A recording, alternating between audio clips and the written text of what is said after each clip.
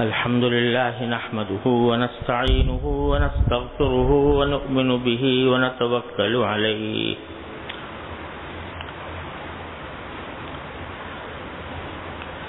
ونعوذ بالله من شرور أنفسنا ومن سيئات أعمالنا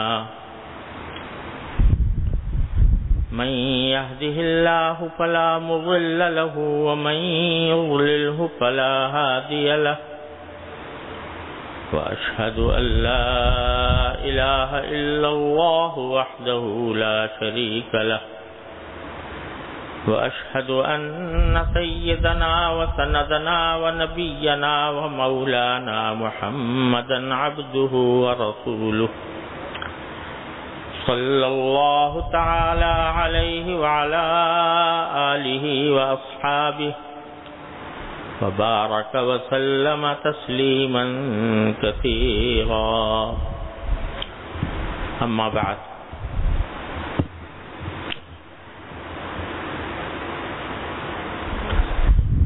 حضرت حکیم الامت مولانا اشرف علی صاحب تھانوی رحمۃ اللہ علیہ نے آداب المعاشرت میں ایک مستقل عنوان قائم فرمایا ہے، خط و کتابت کے آداب۔ کسی کو خط لکھا جائے یا کسی کا خط آئے تو اس وقت کن آداب کو ملحوظ رکھنا چاہیے وہ بیان فرمائے ہیں۔ تو خط و کتابت کے آداب میں سب سے پہلا ادب تو یہ ہے کہ آدمی خط کو یا اپنی کسی تحریر کو بسم اللہ الرحمن الرحیم سے شروع کرے۔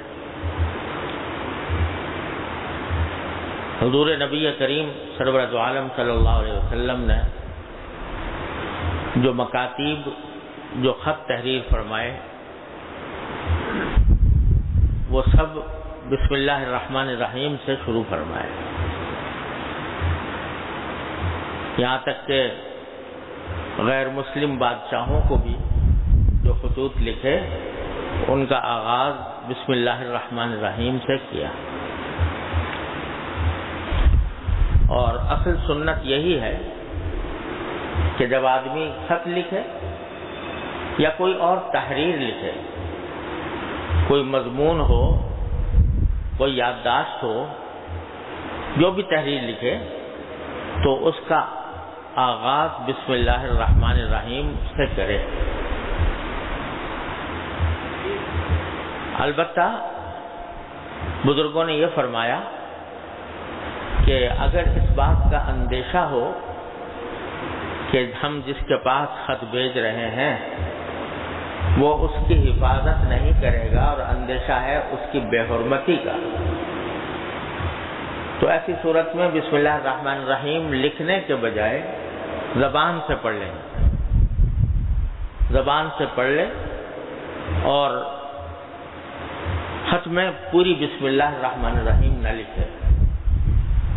کوئی اگر چاہے تو اس میں کوئی ایسا کلمہ لکھ دے کہ جس سے اشارہ ہو کہ اللہ کے نام سے شروع کیا گیا ہے، جیسے بسمہ تعالی، بسمہ سبحانہ،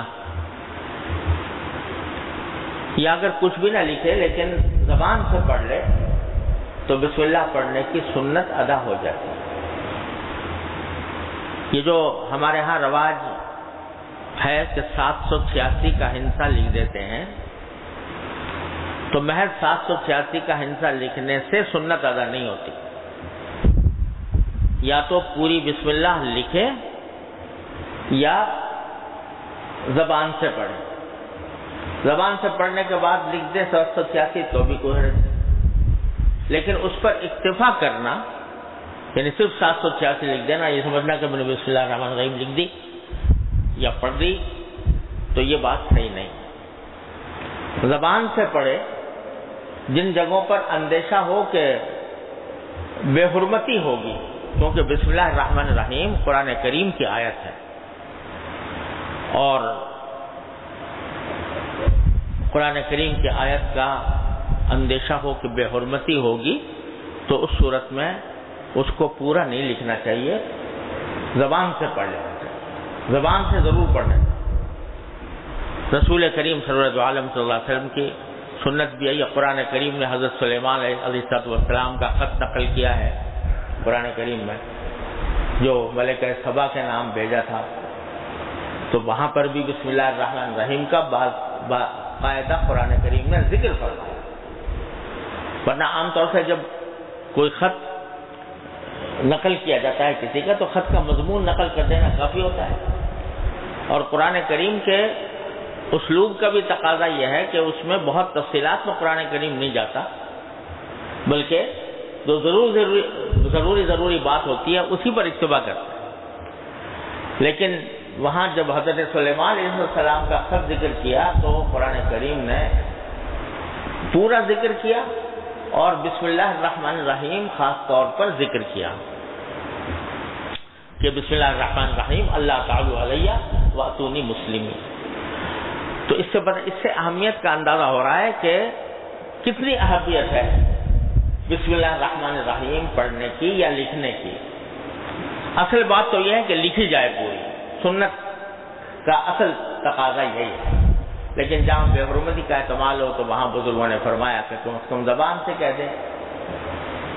اور نبی کریم سرور عالم صلی اللہ علیہ وسلم نے جو کافروں کو خط لکھے اس کے اندر بھی بسم اللہ الرحمن الرحیم لکھی، اور میرے والد ماجد قدس اللہ تعالیٰ سرہ نے معرف القرآن میں فرمایا کہ چونکہ اس زمانے میں رواج یہ تھا کہ جب بادشاہوں کے پاس خطوط جاتے تھے تو وہ اس کو ایسا نہیں تھا کہ اس کو ردی میں پھینک دیتے ہوں، خواہ وہ کسی دشمن بادشاہ کا بھی خط ہو تو اس کو حفاظت سے رکھا جاتا تھا، اس واسطے وہاں اتنی بے حرمتی کا احتمال نہیں تھا۔ تو آپ نے وہ یہ اور بات ہے کہ بعد میں کسرا بدبخت نے نبی کریم صلی اللہ علیہ وسلم کے نام مبارک کو چاک کیا، لیکن عام معمول یہ نہیں تھا، اس واسطے رسول کریم صلی اللہ علیہ وسلم نے بسم اللہ الرحمن الرحیم اس میں لکھی۔ تو لکھی جائے سب سے افضل یہی ہے، اور اگر کسی کے پاس خط آئے جس میں بسم اللہ الرحمن الرحیم لکھی ہوئی ہو تو اس کو چاہیے کہ اس کو حفاظت اس کی کرے اور اس کی کسی بے حرمتی کی جگہ میں نہ ڈالے۔ اس میں بڑی کوتاہیاں ہوتی ہیں کہ تحریریں آتی ہیں، ان تحریروں کے اندر بسم اللہ الرحمن الرحیم لکھی ہوتی ہے اور اللہ تعالیٰ کا نام لکھا ہوتا ہے اور اس کو بے جگہ ڈال دیا جاتا ہے، اللہ بچائے اس کی بے حرمتی اور اس کے تقدس کی خلاف ورزی ہوتی ہے۔ اس سے بچنا چاہیے، پتہ نہیں اللہ بچائے اس سے کیا وبال انسان کے سر پڑ جائے۔ بعض اوقات بعض بزرگوں نے یہ بھی کہا ہے کہ یہ جو آج کل مشہور ہے کہ جہاں کے لوگوں کو بیماریاں ہوتی ہیں مختلف قسم کی، اور اس میں بعض اوقات علاج کر رہے ہیں فائدہ نہیں ہوتا، علاج کر رہے ہیں فائدہ نہیں ہوتا، حالانکہ مجرب علاج ہے لیکن آدمی کے اوپر اثر نہیں کر رہا، تو اس کا بعض اوقات سبب یہ بھی ہوتا ہے کہ جن چیزوں کی حرمت والی چیزیں ہیں ان کی کبھی بے حرمتی ہو گئی انسان سے، تو اس کے نتیجے میں بعض اوقات اس قسم کے وبال آ جاتے ہیں۔ اللہ تعالیٰ ہر مسلمان کو اس سے محفوظ رکھے۔ تو اس واسطے آج کل بڑی بے احتیاطی ہے اس میں کہ اللہ تعالیٰ کے نام کو یا نبی کریم صلی اللہ علیہ وسلم کے اسم گرامی کو یا آیات قرآنی کو بے دھیانی کے عالم میں ڈال دیا جاتا ہے، تو یہ اس سے پرہیز کرنا چاہیے۔ جو آدمی کے پاس اگر خط آیا اس میں بسم اللہ الرحمن الرحیم لکھا ہوا ہے تو اس کو احتیاط کے ساتھ یا تو رکھا جائے، محفوظ رکھا جائے، یا کم از کم بہت سی جگہیں ایسی ہیں کہ جہاں پر مقدس اوراق کو اہتمام سے رکھنے کا انتظام ہوتا ہے، اگر کہیں ان کو دفن کرنا ہوتا ہے تو دفن کرتے ہیں احترام کے ساتھ اس کا معاملہ۔ ہمارے یہاں بھی دارالعلوم میں الحمدللہ اس کا انتظام ہے، بڑے بڑے ظرف رکھے ہوئے ہیں کہ اگر کسی کو کوئی ملے تو اس کے اندر اس کو ڈال دے تو بعد میں پھر اس کو حفاظت کے ساتھ ٹھکانے لگانے کا انتظام ہوتا ہے۔ بہرحال اصل سنت یہی ہے، بسم اللہ الرحمن الرحیم لکھی جائے، اور اگر لکھنا کسی وجہ سے اندیشہ ہو بے حرمتی کا تو زبان سے کم از کم بسم اللہ کہیں. اور دیکھو نبی کریم سرور عالم صلی اللہ علیہ وسلم نے اپنے شان کریمی سے ہمیں ایسی ایسی باتیں سکھائی ہیں، ایسی باتیں کہ بظاہر وہ چھوٹی سی ہیں لیکن ان کے نتائج اور اس کے ثمرات وہ اتنے عظیم ہیں کہ کوئی ٹھکانہ نہیں. یہ بسم اللہ الرحمن الرحیم بھی ایک ایسا ہی عمل ہے کہ دیکھنے میں تو چھوٹا سا ہے لیکن اتنا عظیم فائدہ ہے اس کا کہ اس کا تصور نہیں کیا جا سکتا.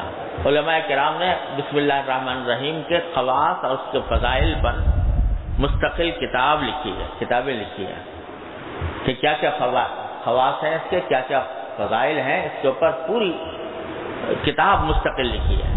میرے والد ماجد حضرت مولانا مفتی عمر شفیع صاحب رحمۃ اللہ علیہ کا بھی ایک چھوٹا سا رسالہ ہے چھوٹا سا لیکن بڑا عظیم ہے. بسم اللہ الرحمن خواص فضائل و خواص سے بسم اللہ. اس کے خواص اتنے کہ بہت سے علماء کرام نے بہت سے امراض کا علاج بسم اللہ الرحمن الرحیم کے ذریعے لکھا ہے اور مجرب فائدہ بتایا کہ اس سے فائدہ ہوتا ہے بیماریوں کے علاج میں، نہ جانے کن کن معاملات میں. غرض یہ نبی کریم صلی اللہ علیہ وسلم نے یہ سکھا دیا کہ کل امر ذی بال لم یبدأ فیہ بسم اللہ فہو اقطع او کما قال صلی اللہ علیہ وسلم. کوئی بھی اہمیت والا کام ہو اگر وہ اللہ کے نام سے بسم اللہ سے شروع نہ کیا جائے تو وہ ادھورا ہے، ناقص ہے. کتنا ہی بظاہر دیکھنے میں صحیح لگ رہا ہو لیکن اگر بسم اللہ سے شروع نہیں کیا گیا تو وہ اقطع ہے. اور بعض روایتوں میں ابتر کے الفاظ آئے ہیں کہ وہ دم کٹا ہے، یعنی بالکل ایسا ہے جیسے کہ کسی کی دم کٹی ہوئی ہو یا اس کی جو اہم حصے ہیں وہ کٹ گئے ہوں. تو بسم اللہ سے شروع نہ کرنے کے نتیجے میں ہر کام کو ابتر قرار دیا اور تاکید فرمائی کہ ہر کام کو شروع کرنے سے پہلے بسم اللہ الرحمن الرحیم پڑھیں. اس کا ایک تو عظیم فائدہ یہ ہے کہ نقد کہ بسم اللہ الرحمن الرحیم قرآن کریم کی آیت ہے اور قرآن کریم کی آیت کے ہر حرف پر پڑھنے پر ہر حرف پر 10 نیکیاں لکھی جاتی ہیں.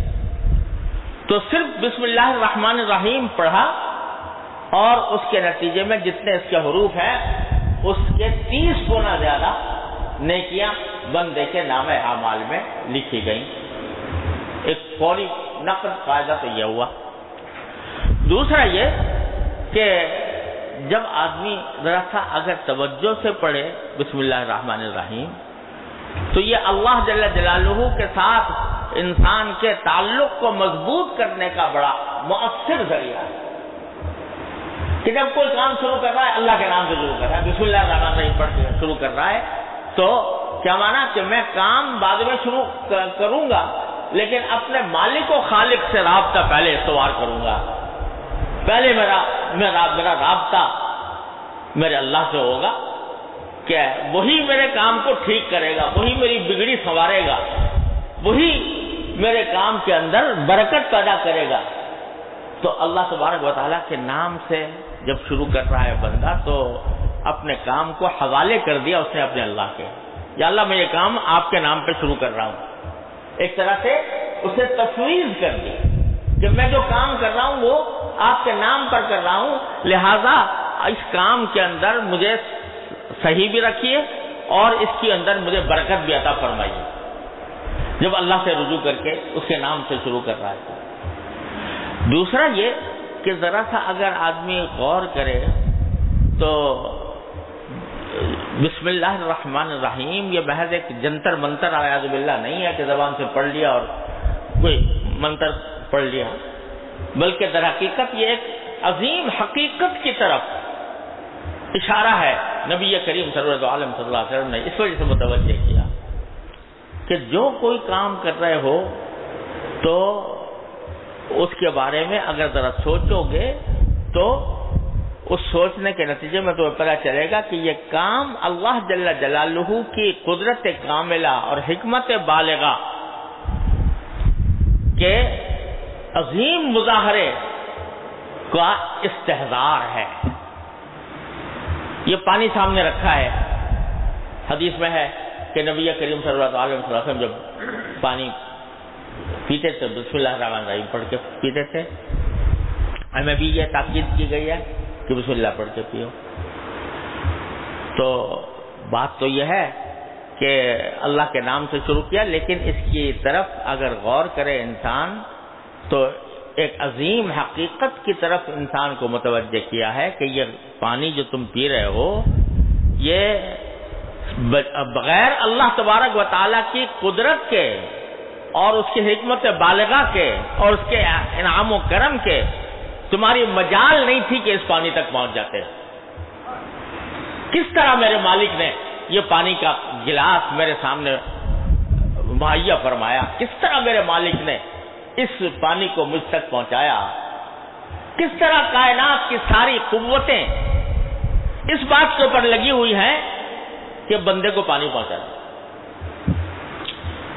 ذرا غور کرو کہ اللہ بندے کو پانی کی ضرورت تو ہر وقت ہے، اور اگر طب کے اعتبار سے دیکھا جائے تو انسان کے جسم میں پانی اگر نہ ہو تو موت ہے. پانی کی ایک مخصوص مقدار انسان کے جسم میں رہنی ضروری ہے. اس سے کمی ہو جائے تو بیماری، اور اگر اور کمی ہو جائے تو موت.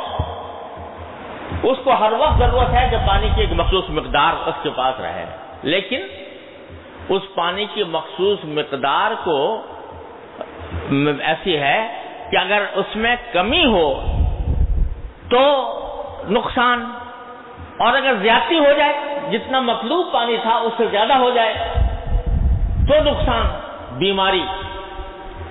اور وہ انسان کے جسم میں اگر پانی زیادہ ہو جاتا ہے تو دیکھو ڈاکٹروں کے یہاں جا کے کہ کس طریقے سے اس کو نکالا جاتا ہے کہ بھئی زیادہ ہو گیا پانی، کہیں ورم آ گیا جسم کے اوپر، کہیں پھیپڑوں کے اندر پانی جمع ہو گیا، کہیں اور کہیں جمع ہو گیا، بے جگہ اگر چلا گیا اور زیادہ ضرورت سے زیادہ ہو گیا تو وہ انسان کے لیے وہ نقصان دہ ہے. کم ہو جائے تو نقصان، زیادہ ہو جائے تو نقصان. یہ میرے مالک کا کرم ہے کہ ہر انسان کے جسم میں اتنا پانی رکھتے ہیں کہ جتنے اس کے جسم کو ضرورت ہے. جب پانی کی کمی ہوتی ہے، بندے کے پاس تو کوئی میٹر ہے نہیں کہ وہ اس کو میٹر سے جانچ کے دیکھے کہ میرے جسم میں پانی کم ہوا ہے یا زیادہ ہوا ہے. جب کمی ہوگی اور جسم کو ضرورت ہوگی، خودکار میٹر بنا دیا اللہ نے جسم منہ کے اندر کہ پیاس لگ رہی ہے. یہ پیاس جو لگ رہی ہے یہ در حقیقت ایک خودکار میٹر ہے، آٹومیٹک میٹر ہے جو بتا رہا ہے کہ تمہارے جسم میں کمی واقع ہو گئی ہے پانی کی. تو ایک ان پڑھ دیہاتی بھی جس نے کبھی میڈیکل سائنس اور طب کا کوئی سبق نہیں پڑھا، وہ بھی پیاس کے ذریعے اپنے جسم کے پانی کی کمی کو محسوس کر لیتا ہے اور پیتا ہے پانی. تو پیاس کے ذریعے ایک میٹر لگا دیا ہے اللہ تبارک و تعالیٰ نے. ہر انسان کے جسم میں خودکار میٹر ہے جو بتا رہا ہے کہ تمہارے جسم کو پانی کی ضرورت تو اتنی ہے پانی کی. اور اللہ تبارک و تعالیٰ نے اس پانی کی زیادہ مقدار کو ختم کرنے کے لیے ایک میٹر لگا دیا گردے کی شکل میں. یہ گردہ جو اللہ تعالیٰ نے بنایا ہے یہ اس کام کے لیے ہے کہ وہ یہ بتایا کہ کتنا پانی رکھنا ہے جسم میں اور کتنا باہر پھینکنا ہے. اس میں ایک ایسی چھلنی لگا دی ہے کہ جو جتنی ضرورت ہے جسم کو اتنا پانی وہ محفوظ رکھے گی، اور جو ضرورت سے زیادہ ہوگا اس کو پیشاب کے ذریعے خارج کر دے گی. وہ میٹر وہاں لگا ہوا ہے. کمی کا میٹر انسان کے منہ میں ہے پیاس کی شکل میں، اور زیادتی کا میٹر گردے میں ہے جو اس کو زیادہ مقدار کو باہر پھینک رہا ہے. میرے مالک نے یہ انتظام کیا ہوا ہے. نہ ہمیں پتا ہے، بہت جب غور سے پڑھو گے طبی حقائق کو تو پتہ لگے گا، لیکن میرے مالک نے ہماری اس ضرورت کو پورا کرنے کے لیے یہ سارا نظام بنا رکھا ہے. تو ضرورت تو اتنی ہے پانی کی، اور ضرورت اتنی ہے، لائیں کہاں سے پانی؟ تو اگر دیکھو تو سب سے بڑا ذخیرہ جو ہے پانی کا وہ سمندروں میں ہوتا ہے. سمندر میں اللہ تعالیٰ نے اتنا پانی جمع کر دیا کہ سارے آبادی کا 3/4 حصہ پانی ہے، پانی ہی پانی ہے دنیا کا. لیکن اللہ میاں اگر وہ ویسے ہی چھوڑ دیتے، اس میں جانور پیدا ہوتے ہیں، اس میں مچھلیاں ہوتی ہیں، مرتی بھی ہیں، وہ سڑتا پانی، اس کے کو سڑنے سے بچانے کے لیے اس میں نمکیات ایسے پیدا کر دیے کہ وہ اس کو سڑنے سے بچاتے. لاکھوں کروڑوں اربوں جانور اس میں پیدا ہیں اور مرتے بھی ہیں، لیکن نہ وہ پانی سڑتا ہے نہ کبھی گلتا ہے. وہ ایک ایسے رواں دواں شکل میں اس کو بنا دیا ہے کہ موجیں اٹھ رہی ہیں، کہاں سے کہاں جا رہی ہیں، اور اس کے نتیجے میں وہ جو گلنا سڑنا ہے وہ ختم ہو جاتا ہے. تو ذخیرہ تو وہاں جمع کیا، لیکن انسان کو تو چاہیے میٹھا پانی. کڑوے پانی سے، سمندر کے پانی سے گزارا ہو نہیں سکتا. تو اللہ تبارک و تعالیٰ نے اس کا انتظام یہ کیا کہ مانسون اٹھائے، بادل اٹھائے سمندر سے، اور سمندر میں جو بادل اٹھائے اس سے تو اس بادلوں کے اندر ایسی آٹومیٹک مشین لگی ہوئی ہے جو سمندر کے پانی کو میٹھا کر دیتی ہے. جب بادلوں میں اٹھتا ہے تو نمکیات سارے نیچے رہ جاتے ہیں اور میٹھا پانی اٹھا لیا جاتا ہے. آج اگر سمندر کے پانی کو میٹھا کرنے کے لیے بہت جگہوں پر پلانٹ لگے ہوئے ہیں، اربوں روپے کے وہ پلانٹ ہیں، کہیں جا کے وہ میٹھا ہوتا ہے. لیکن میرے مالک نے بادلوں کے ذریعے وہ پانی کو میٹھا کرنے کا انتظام کر رکھا ہے، اور وہ اٹھتا ہے اور اٹھ کر آسمان کی طرف چلا گیا. وہاں سے بادلوں کے ذریعے سمندر سے اٹھا کر اس کو جہاں ضرورت ہوتی ہے وہاں لا کر برسایا جاتا ہے.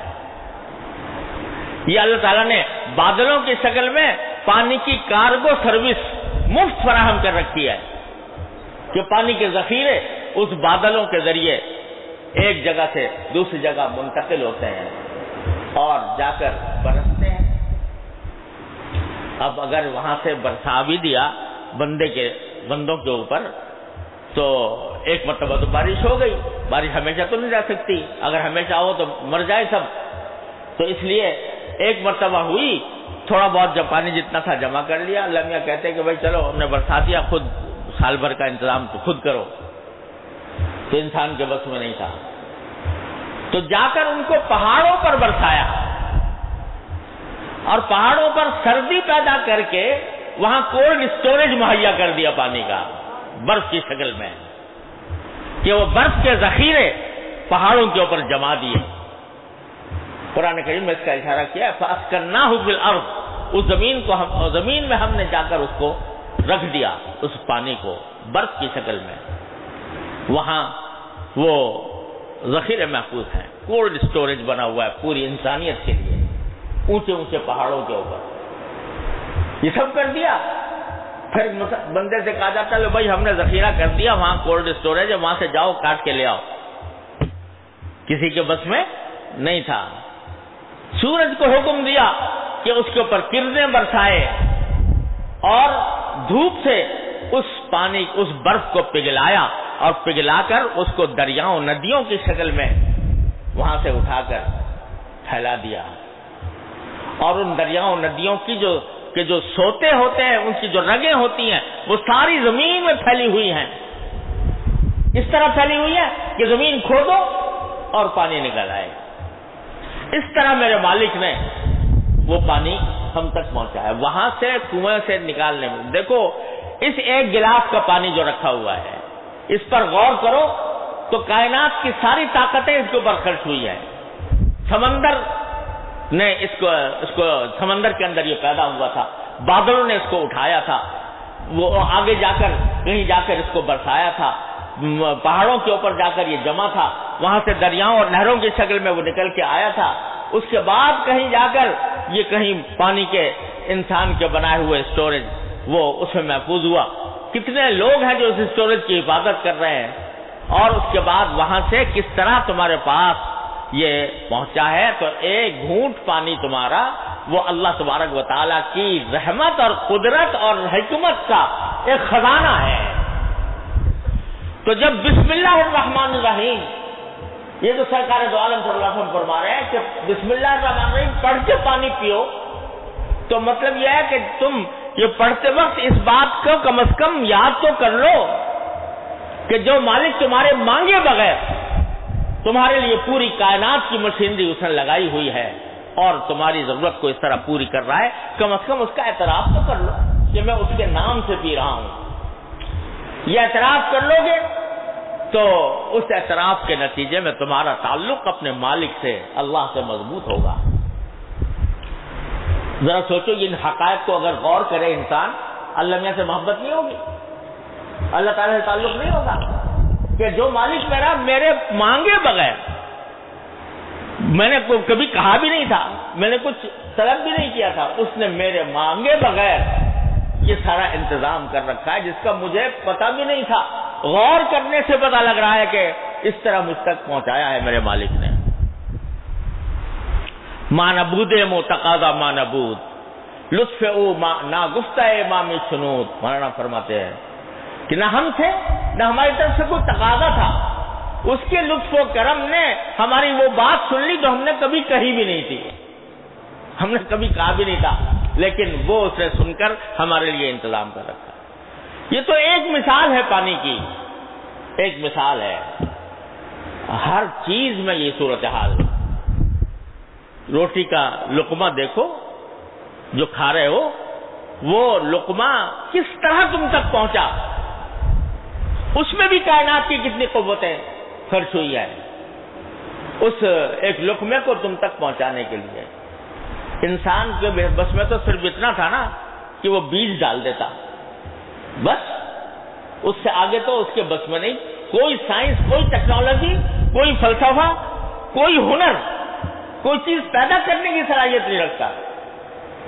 بیج ڈالا مٹی کے اندر، بس اتنا کام ہے۔ اب وہ اس بیج کو زمین کے پیٹ میں کون اس بیج کو پھاڑ رہا ہے، کون اس بیج کو نکال رہا ہے، کس طرح وہ کونپل بن کر نکل رہا ہے، اتنی چھوٹی سی کونپل ایسی کہ اگر ذرا سا ہاتھ لگ جائے تو وہ کچلی جائے، لیکن اتنی سخت زمین کا پیٹ پھاڑ کر باہر آتی ہے اللہ تبارک و تعالیٰ کی قدرت سے۔ اور اس کے بعد اس کے اوپر سورج اپنی کرنیں نچھاور کرتا ہے، چاند اپنی روشنی پھینکتا ہے، ہوائیں اس کو نشو و نما دیتی ہیں، پھر جا کر وہ ایک درخت کی شکل اختیار کرتا ہے، اس کے اوپر پھل آتا ہے۔ کتنے مہینے اس پر سورج نے اپنی کرنیں نچھاور کی ہیں، کتنے مہینے اس کے اوپر چاند نے اپنی کرنیں ڈالی، کتنے مہینے وہ ہواؤں نے اس کی پرورش کی ہے، اور کتنے عرصے اس کے اوپر پانی برسا ہے، تب جا کر وہ پھل کی شکل میں آیا۔ پھر کتنی قوتیں اس کو نشو و نما دینے کے لیے کتنے لوگ لگے رہے، کتنے جانور، کتنے انسان، اور پھر کس طرح وہ ایک جگہ سے دوسری جگہ منتقل ہوا، اس میں نقل و حمل کے کیا ذرائع استعمال ہوئے، تب جا کر ایک لقمہ تمہارے پاس پہنچا تاکہ تم حلق سے اتار لو۔ تو بس سرکار دو عالم صلی اللہ علیہ وسلم فرما رہے ہیں کہ اللہ کے بندے، جب یہ لقمہ میرے مالک نے ساری کائنات کی قوتیں خرچ کرا کر تمہارے پاس پہنچایا ہے تو کم از کم اس کا نام تو لے لو، بسم اللہ الرحمن الرحیم، کہ یہ کہہ دو کہ میں اس اللہ کے نام سے یہ کھا رہا ہوں جو رحمان بھی ہے رحیم بھی ہے۔ یہ استحضار کر لو، بس اتنا مانگنا ہے، اتنا مطالبہ ہے تمہارے سے۔ مولانا فرماتے ہیں کہ ابر و بادو مہ خورشید و فلک درکارن تا تو نانے بکفاری و بغفلت نہ خور، کہ یہ سارے بادل یہ ہوائیں، یہ چاند، یہ سورج، یہ سب کام میں لگے ہوئے ہیں. کس کام میں لگے ہوئے ہیں؟ تاکہ نانے بکفاری، تاکہ ایک روٹی تیرے ہاتھ میں آ جائے. تمہارے ہاتھ میں ایک روٹی دینے کے لیے میرے مالک نے یہ سارا نظام بنا رکھا ہے. بادل اس کام پر لگے ہوئے ہیں، ہوائیں اس کام پر لگی ہوئی ہیں، سورج اس کام پر ہے، چاند اس کام پر ہے. کیوں؟ تاکہ ایک روٹی تیرے ہاتھ میں آ جائے اور تجھ سے مطالبہ صرف اتنا ہے کہ غفلت کے ساتھ مت کھانا اس کو. تا تو نانے بکفاری ہو، بغفلت نہ خوری. صرف اس کام کے لیے اللہ نے کیا ہوا ہے کہ تو تیرے سے مطالبہ صرف اتنا، کھا لے بے شک، کھا کے لذت بھی لے لے اور اس کا مزہ بھی اٹھا لے، لیکن صرف اتنا مطالبہ ہے کہ غفلت سے نہ کھا، بلکہ مالک کی اس نعمت کا استحضار کر کے کھا. اور کہہ دے کہ بسم اللہ الرحمن الرحیم. اور جب کہہ دیا، اور اگر اس تصور کے ساتھ کہہ دیا، پھر دیکھو اس بسم اللہ الرحمن الرحیم میں کیا لطف ہے، اس میں کیا مزہ ہے، اس کی کیا کیفیت ہے کہ یہ تمہارا رشتہ براہ راست اللہ تبارک و تعالیٰ سے جوڑ رہا ہے. تو یہ کہہ کر جب کھاؤ گے یا کوئی بھی کام کرو گے تو کیا ہوگا کہ پہلے تو اس کا نقد، وہ کام عبادت بن گیا. کھا رہے ہو اپنے مزے کے لیے اور بظاہر اور اپنی قوت حاصل کرنے کے لیے، لیکن جب اللہ کا نام لے کر کھایا، بسم اللہ پڑھ کر کھایا، تو وہ بھی عبادت بن گیا. ایک بات تو یہ ہوئی. دوسری بات یہ ہوئی کہ جو کام بھی کر رہے ہو، جو کام کرنے جا رہے ہو، وہ کام آیا فائدہ مند ہوگا یا نقصان ہوگا، اس میں برکت ہوگی یا نہیں ہوگی، اس کا نتیجہ نکلے گا یا نہیں نکلے گا، یہ تمہارے بس سے باہر ہے. لہذا اپنی طرف سے جو کوشش کر رہے ہو، جو عمل کر رہے ہو، جب بسم اللہ الرحمن الرحیم کہہ دیا تو اس کو حوالے کر دیا اپنے مالک کہ اللہ میں آپ کے نام سے شروع کر رہا ہوں، لہذا اس کو ٹھیک بھی کرا دیجئے اور اس کے نتائج بھی بہتر بنا دیجئے. اللہ کے حوالے کر دیا اللہ تعالیٰ سے. تو کیا ہوا کہ اب اگر فرض کرو خط بھی لکھ رہے ہو تو خط میں جب اللہ کا نام لے کر شروع کیا تو پھر وہ خط پھر ٹھیک ہونے کے لیے اللہ کے سپرد کر دیا کہ میں جو لکھ رہا ہوں وہ ٹھیک ہو.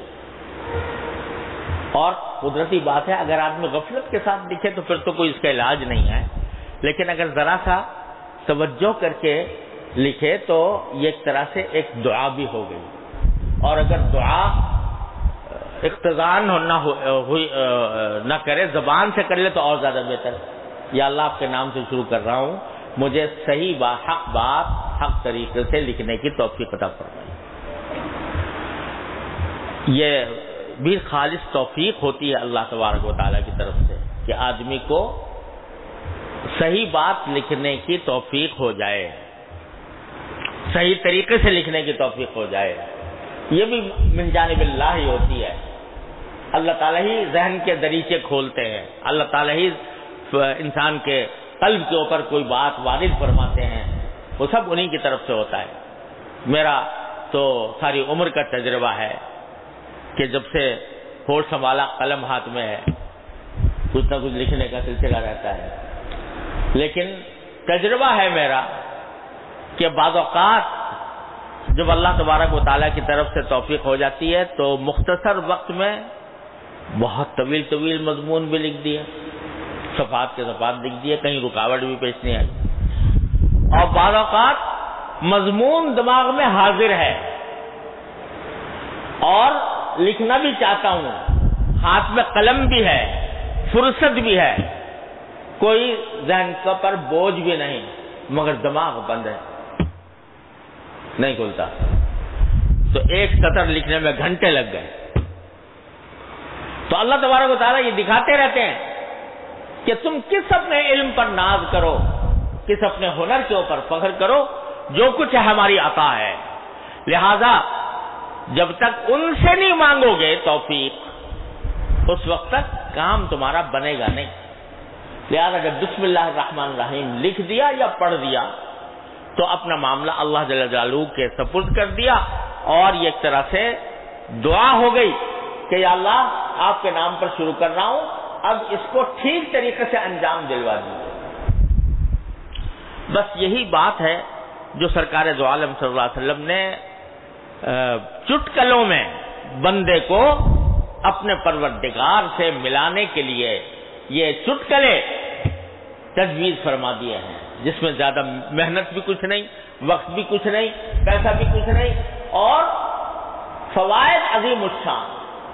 تو یہ فرما دیا کہ کوئی کام ہو ذرا بھی اہمیت کا حامل ہو اس کو بسم اللہ سے شروع کرو، بسم اللہ الرحمن الرحیم، عادت ڈال لو اس کی، اور عادت ڈالنے کے ساتھ ساتھ ان باتوں کا بھی دل میں استحضار پیدا کر لو کہ یہ بات نبی کریم سرور عالم صلی اللہ علیہ وسلم اس لیے فرما رہے ہیں تاکہ بندہ اپنے پروردگار سے قریب ہو، تاکہ بندہ اپنے پروردگار کی حکمت بالغہ، اس کی قدرت عامہ، اس کا استحضار کرے اور اس کے انعامات کا استحضار کرے۔ یہ کر کے بسم اللہ الرحمن الرحیم سے جب کام شروع کیا جائے گا تو انشاءاللہ اللہ تبارک و تعالیٰ اس کے اندر برکتیں بھی دیں گے، اس کے اندر اس کے نتائج بھی بہتر ہوں گے۔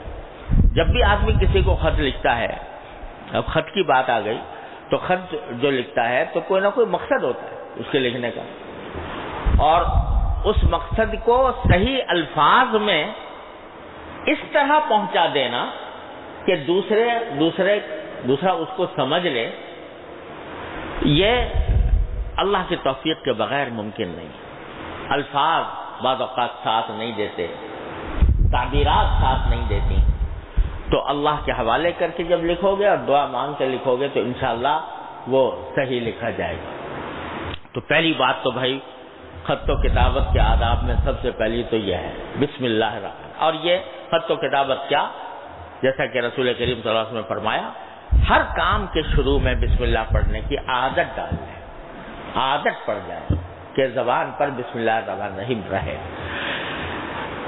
پھر آگے حضرت فرماتے ہیں کہ خط کی عبارت اور مضمون اور خط صاف ہونا چاہیے، یعنی حضرت کے نے آگے جو آداب بیان فرمائے ہیں اس میں یہ بنیادی بات یہ ہے کہ جس کو خط لکھ رہے ہو اس کو کوئی تکلیف نہ ہو، پریشانی نہ ہو، بلکہ آسانی سے وہ تمہارا خط پڑھ لے۔ تو اس لیے اس غرض سے اگر آدمی اپنے تحریر کو صاف بنائے، خوش خطی اختیار کرے، اس غرض سے کہ تاکہ میں جو کچھ لکھوں پڑھنے والے کو بغیر کسی تکلیف کے سمجھ میں آ جائے، تو یہ خوش خطی سیکھنا بھی عبادت ہے، کیونکہ تم نے ایک اللہ کے بندے کو تکلیف سے بچانے کے لیے ایک کام شروع کیا، تو اللہ تعالیٰ کی رحمت سے عبادت ہوگا۔ میں نے شاید پہلے بھی یہ واقعہ سنایا ہوگا کہ میرے سب سے بڑے بھائی مرحوم حضرت ذکی کیفی صاحب، جن کے نعتیں اور بہت ماشاءاللہ دارالعلوم میں بھی پڑھی جاتی ہیں، اور یہ دارالعلوم یہ درسگاہ دین ہے، دارالعلوم ہے، جس کی نظم ہے جو ہمیشہ طلباء کو ماشاءاللہ خوب یاد ہوتی ہے۔ تو یہ جب بچے تھے چھوٹے تو حضرت والد صاحب رحمۃ اللہ علیہ کے ساتھ حضرت حکیم الامت کے خدمت میں تھانہ بھون جایا کرتے تھے۔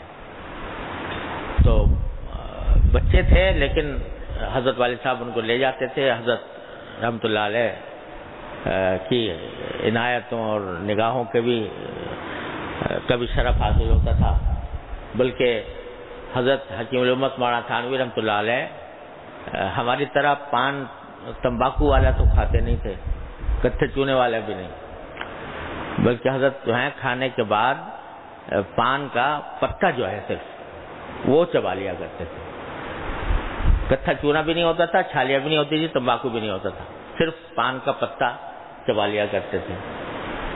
تو جب کبھی کھانے کے بعد پان کی پتا چبانے کا وقت آتا تھا تو میرے بھائی جان مرحوم بچے تھے، ان کو پتہ چل گیا تھا کہ حضرت کو کھانے کے بعد اس کی عادت، تو یہ پتا لے کر حضرت کی خدمت میں پہنچایا کرتے تھے. تو اس واسطے جب پھر بعد میں جب یہ پہنچتے تھے پھر بکثرت حضرت حضرت حکیم الامت قدس اللہ تعالیٰ سرہ ان سے فرماتے تھے بھائی کہاں ہے ہمارا پانی، ان کا نام پانی رکھ دیا تھا، یعنی پان کی طرف نسبت پانی، تو وہ پان چونکہ لے جایا کرتے تھے تو اس لیے ان کو پانی کا لقب ان کا بنا دیا تھا. تو الحمدللہ حضرت والد صاحب رحمۃ اللہ علیہ کی حضرت حکیم الامت قدس سرہ کی شفقتوں کا مورد رہے، اور اتنا بھی رہے وہ کہ اس زمانے میں فارسی انہوں نے شروع کی تھی، پندنامہ ہے نا فارسی کی کتاب شیخ الدین عطار رحمۃ اللہ علیہ کی، تو حضرت سے درخواست کر دی کہ حضرت پندنامہ میں آپ سے پڑھنا چاہتا ہوں. اب حضرت تو مطلب یہ کہ پڑھائے ہوئے بھی مدتیں ہو گئی تھیں، وقت بھی حضرت کی مصروفیت، وہ کہاں سے اس بات کے متحمل ہوں کہ پندنامہ پڑھائیں، لیکن حضرت کی شفقت بچوں پر، تو حضرت نے یہ فرمایا کہ اچھا اور تو کوئی وقت ہے نہیں، ایسا کیا کرو کہ ہم شام کو عصر کے بعد ٹہلنے کے لیے جاتے ہیں. حضرت کا معمول تھا عصر کے بعد چہل قدمی کے لیے باہر نکلتے تھے، جاتے تھے، اور 3 میل شروع میں 3 میل چلنے کا معمول تھا. تو اس وقت تم راستے میں ہم سے پندنامہ پڑھ لیا کرو. چنانچہ حضرت نے منظور فرما لیا.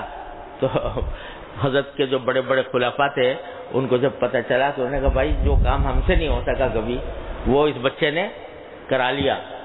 چنانچہ وہ پندنامے کا درس ہوتا تو تھا بھائی جان مرحوم کے لیے، لیکن اس میں بڑے بڑے خلفاء حضرت مفتی محمد حسن صاحب، حضرت والد صاحب اور حضرت مولانا خیر محمد صاحب، یہ حضرات بھی پھر شامل ہو گئے تھے.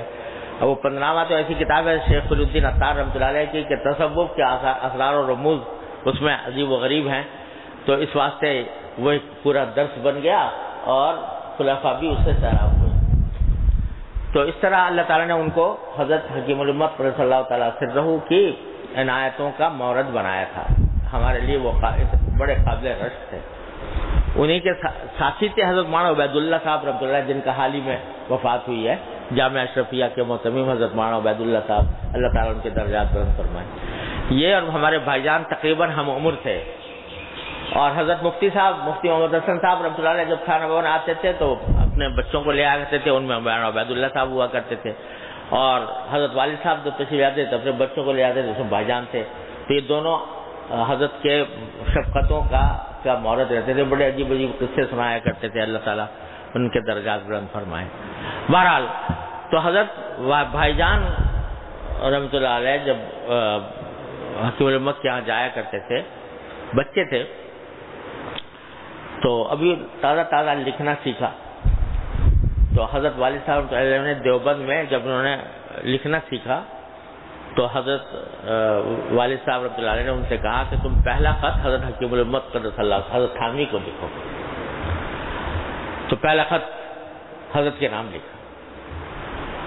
تو حضرت نے وہ خط پڑھنے کے بعد جواب دیا کہ تمہارا خط ملا، بہت خوشی ہوئی کہ تمہیں لکھنا آ گیا. اب تم اس اپنی تحریر کو اور اچھا خوشخط بنانے کی کوشش کرو، اور نیت یہ رکھو کہ پڑھنے والے کو تکلیف نہ ہو. وہ بچے کو سمجھا رہے ہیں کہ تحریر اپنی اچھی کرو اور نیت یہ رکھو کہ پڑھنے والے کو تکلیف نہ ہو. پھر اگلا جملہ اس میں یہ لکھا، دیکھو میں تمہیں ابھی سے صوفی بنا رہا ہوں. دیکھو میں ابھی سے تمہیں صوفی بنا رہا ہوں. تو اب لوگ کہیں کہ بھئی اچھا لکھنے سے، خوش خطی سے لکھنے سے صوفی بننے کا کیا تعلق؟ صوفی تو جتنا آج کل کے حساب سے جتنا بے ڈھنگا ہو اتنا ہی بڑا صوفی، تو جتنا اس کے بغیر منظم ہو اتنا ہی بڑا صوفی. لیکن حضرت فرما رہے ہیں تمہارا خط اپنا بہتر کرو، نیت یہ رکھو کہ دوسروں کو تکلیف نہ ہو. تو میں تمہیں ابھی صوفی بنا رہا ہوں. یہ صوفی بننے کا پہلا قدم ہے. کہ تم نیت یہ رکھو. تو یہ جب نیت آدمی کی ہوگی کہ پڑھنے والے کو تکلیف نہ ہو، اس نیت سے پڑھے گا، تو وہ خوش خطی جو سیکھ رہا ہے وہ بھی عبادت ہے، وہ بھی عبادت ہے، اور اس نیت سے جب لکھ رہا ہے تو وہ بھی عبادت ہے. تو اس لیے خط کا حضرت نے ادب بیان یہ فرمایا کہ خط کا تحریر بھی اچھی ہو، صاف ہو. اگر کسی کی نہیں ہے تو ٹھیک کرنے کی کوشش کرے، بہتر بنائے، اور اس نیت سے بنائے کہ پڑھنے والے کو تکلیف نہ ہو. تو اس سے یہ ساری تحریر اس کے لیے عبادت ہو جائے گی. یہ تصوف کا باب کھول دیا حضرت والا نے اس جملے سے. اور مضمون بھی صاف ہو، یعنی ایج پیچ نہ ہو، صاف ستھرا. یعنی مضمون صاف ہونے کا معنی یہ ہے کہ صاف لفظوں میں اپنی مراد ظاہر کر دیں. کوئی لمبی چوڑی تمہید طولانی بنانے وہ شروع کر دیں، یہ بھی آداب کے خلاف ہے. بہت لمبی چوڑی تمہید بنانا یہ بھی آداب کے خلاف ہے. کہ افسانہ نگاری شروع کر دے، اس میں مضمون نگاری کا کوئی ایسا پہلو ہو کہ مقصود تک پہنچنا مشکل ہو جائے، یہ بھی نہیں. جو بات ہے سیدھی صاف، یا الذین آمنوا اتقوا اللہ وقولوا قولا سدیدا، سیدھی سچی بات کہو، کوئی اس پیچ والی نہیں، بلکہ صاف سیدھی بات کہہ دو. جو کہنی ہے وہ صاف طریقے سے کہہ دو. اس کے لیے نہ تمہید کی ضرورت، نہ مضمون نگاری کی بہت زیادہ ضرورت، نہ اس کے اندر فصاحت و بلاغت اور سجا اور فن بدی کی صنعتوں کی رعایت کی ضرورت. سیدھے طریقے سے بات کہہ دو. یہی انبیاء کرام کا طریقہ ہے، یہی قرآن نے سمجھایا. تو خط کا مضمون اور خط بہت صاف ہو. پھر لکھا کہ ہر خط میں اپنا پورا پتہ لکھنا ضروری ہے، کیونکہ جس کے نام خط لکھا ہے اس کے ذمہ نہیں ہے کہ وہ یاد رکھا کرے تمہارا پتہ. ہر خط میں پتہ بھی اپنا لکھا جائے. اگر کسی خط میں پہلے خط کے کسی مضمون کا حوالہ دینا ہو تو پہلا خط بھی ساتھ بھیجے، تاکہ مکتوب الیہ کو سوچنے میں تعب نہ ہو. یعنی ایسا ہوتا ہے بعض اوقات کہ کسی شخص نے کوئی خط لکھا، ہم نے کوئی جواب دے دیا اس کا. اب ہمارے پاس بہت سارے خط آتے ہیں، تو اب دوسرے اس پر بنا کر کے کہ جی وہ آپ نے جو تحریر فرمایا تھا اس میں یہ قصہ ہو گیا. اب ہمیں تو یاد نہیں رہا کہ کیا تحریر فرمایا تھا اور کس بات کے جواب میں کہا تھا. تو جو بات ہو اس کا حوالہ بھی، صرف حوالہ نہ دے بلکہ اس کو ساتھ بھیج دے. پھر فرمایا کہ ایک خط میں اتنے سوالات نہ بھر دے کہ جواب دینے والے پر بوجھ پڑ جائے. 4-5 سوال بھی بہت ہیں، پھر باقی جو ہے جواب آنے کے بعد بھیج دے.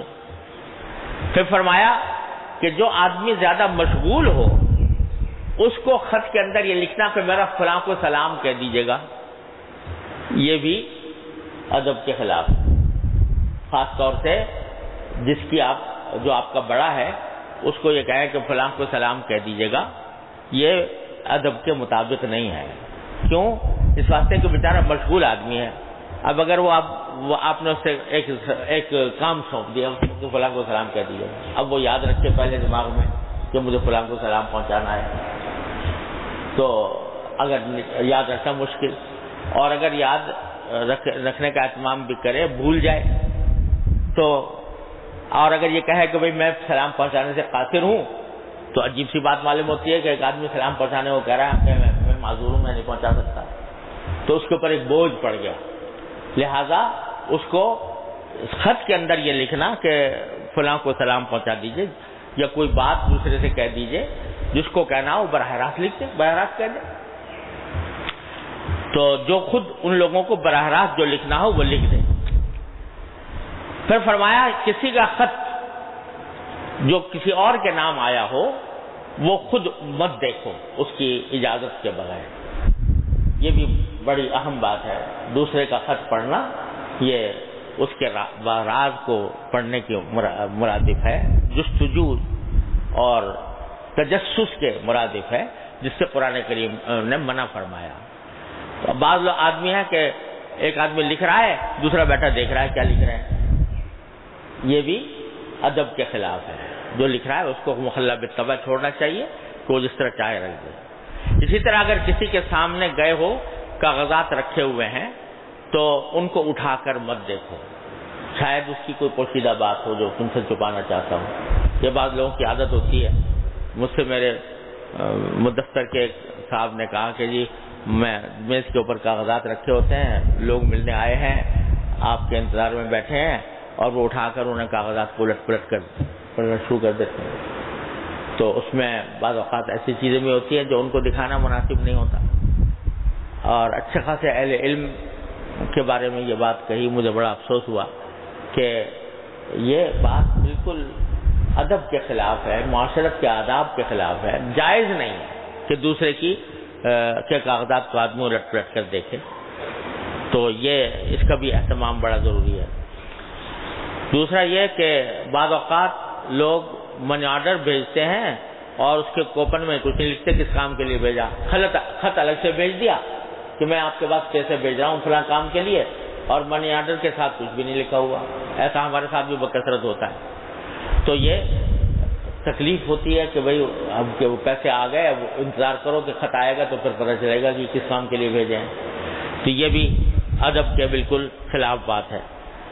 اسی طرح حضرت والا نے ایک بات یہ بھی فرمائی کہ جب خط کو بند کرو تو اس انداز سے بند کرو کہ جب اس کے پاس پہنچے تو اس کو کھولنے میں تکلیف نہ ہو. آج کل میرے ساتھ تو بکثرت ہوتا ہے کہ لوگ جو ہے وہ لفافے کے اوپر گون چپکا کر بھیج دیتے ہیں، یا اس کے اوپر ٹیپ اس طرح چپکا دیا کہ اس کو کھولنے میں جب کھولو تو کھولنے میں بہت وقت صرف ہو جاتا ہے. اور گون سے چپکا ہوا ہے، اس کو جب تک پھاڑو نہیں اس وقت تک خط اندر سے برآمد نہیں ہوتا. تو یہ سب باتیں ایسی ہیں کہ آپ جب کسی کو لکھ رہے ہو تو اس بات کا خیال رکھو کہ وہ پڑھے گا تو اس کو کھولنے کے لیے تکلیف نہ ہو. کوئی چیز بھی اگر کسی کے پاس بھیجو تو ایسی نہ ہو کہ اس کو کھولنے میں تکلیف ہو، ایسے طریقے سے ہو کہ بند بھی ہو جائے اور کھولنے میں زیادہ تکلیف بھی نہ ہو.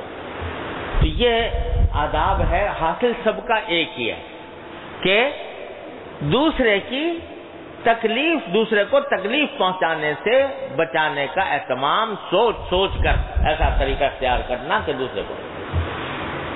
اور بھائی یہ در حقیقت اس کی فہم اور سمجھ اس کے بغیر نہیں آتی کہ آدمی کا تعلق اللہ تبارک و تعالیٰ کے ساتھ مضبوط ہو، ہر وقت اس کے دل میں کانٹا لگا ہوا ہو کہ جو کام کر رہا ہوں یہ میرے مولا کی مرضی کے مطابق ہے کہ نہیں ہے.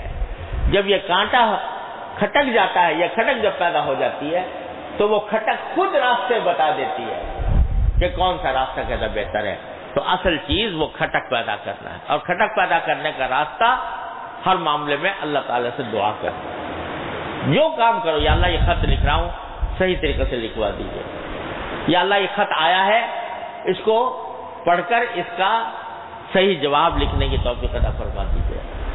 کوئی مضمون لکھنا ہے، کوئی کسی سے بات کرنی ہے، یا اللہ میں جا تو رہا ہوں فلاں سے بات کرنے کے لیے، مناسب عنوان سے مناسب طریقے سے میری بات کرا دیجیے، اس بات کو مؤثر بنا دیجیے.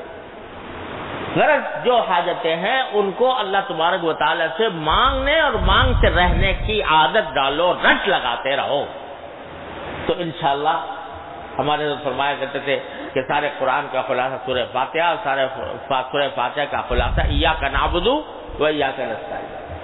تو وہ اس لیے کہ ہر چیز مانگو پروردگار سے مانگو، اور جب یہ عادت پڑ جائے گی تو انشاءاللہ اللہ تعالیٰ کے ساتھ رابطہ مضبوط ہوگا، تعلق قوی ہوگا، اور یہی سارے مجاہدات اور ریاضتوں کا حاصل اگر کچھ ہے تو اللہ تعالیٰ کے ساتھ تعلق کا مضبوط کرنا ہے. اللہ تعالیٰ ہم سب کو عطا فرما دے. اللہم صلی علی سیدنا مولانا محمد وعلی آل سیدنا محمد کما صلیت علی ابراہیم وعلی آل ابراہیم انک حمید مجید. ربنا ظلمنا انفسنا وان لم تغفر لنا وترحمنا لنکونن من الخاسرین. ربنا آتنا فی الدنیا حسنۃ وفی الآخرۃ حسنۃ وقنا عذاب النار. ربنا آتنا فی الدنیا حسنۃ وفی الآخرۃ حسنۃ وقنا عذاب النار. یا ارحم الراحمین، اپنے فضل و کرم اور رحمت سے ہمارے تمام گناہوں کو معاف فرما. یا اللہ ہمارے تمام چھوٹے بڑے اگلے پچھلے خفیہ علانیہ ہر طرح کے گناہوں کو اپنے فضل و کرم اور رحمت سے معاف فرما دے. یا اللہ ہر طرح کے شر سے، فتنے سے، معصیتوں سے، منکرات سے ہمارے گھر والوں، متعلقین، احباب سب کی حفاظت فرما۔ یا اللہ اپنی رضا کامل عطا فرما دے۔ یا اللہ اپنی رضا کامل کی زندگی عطا فرما۔ یا اللہ اپنی رضا کامل کی زندگی عطا فرما۔ یا اللہ اپنی رضا کامل کی زندگی عطا فرما۔ یا اللہ ہر طرح کے شر اور فتنے سے ہماری حفاظت فرما، نفس کے اور شیطان کے شرور سے ہماری حفاظت فرما۔ یا اللہ اپنی رحمت سے ہمیں اپنے دین کی صحیح سمجھ عطا فرما، اس پر عمل کی توفیق عطا فرما، اس پر استقامت عطا فرما۔ یا اللہ تمام حاضرین اور حاضرات کو ان کے تمام جائز مقاصد میں کامیابی عطا فرما۔ یا اللہ سب کی پریشانیوں کو دور فرما، سب کی مشکلات کو آسان فرما۔ یا اللہ اپنی رحمت سے، اپنے فضل و کرم سے اہل دین کی حفاظت فرما۔ یا اللہ اہل دین کی حفاظت فرما۔ یا اللہ امن و امان قائم فرما دے۔ یا اللہ اپنی رحمت سے دشمنوں کی سازشوں کو جو دین اور اہل دین کے خلاف ہو رہی ہیں، یا اللہ ناکام اور نامراد بنا دے۔ یا اللہ رحمان یا رحیم ملت اسلامیہ کے تمام مسائل کو حسن و خوبی کے ساتھ حل فرما دے۔ یا اللہ اپنی رحمت سے ان فتنوں سے عافیت کے ساتھ امت مسلمہ کو نکال دے۔ یا اللہ تمام حاضرین اور حاضرات کو ان کے تمام جائز مقاصد میں کامیابی عطا فرما۔ اللہم انا نسألک من خیر ما سألک منہ عبدک و نبیک سیدنا محمد صلی اللہ علیہ وسلم ونعوذ بک من شر ما استعاذک منہ عبدک و نبیک سیدنا محمد صلی اللہ علیہ وسلم۔ ربنا تقبل منا انک انت السمیع العلیم وتب علینا انک انت التواب الرحیم وصلی اللہ تعالی علی خیر خلقہ سیدنا مولانا محمد وعلی آلہ واصحابہ اجمعین آمین برحمتک یا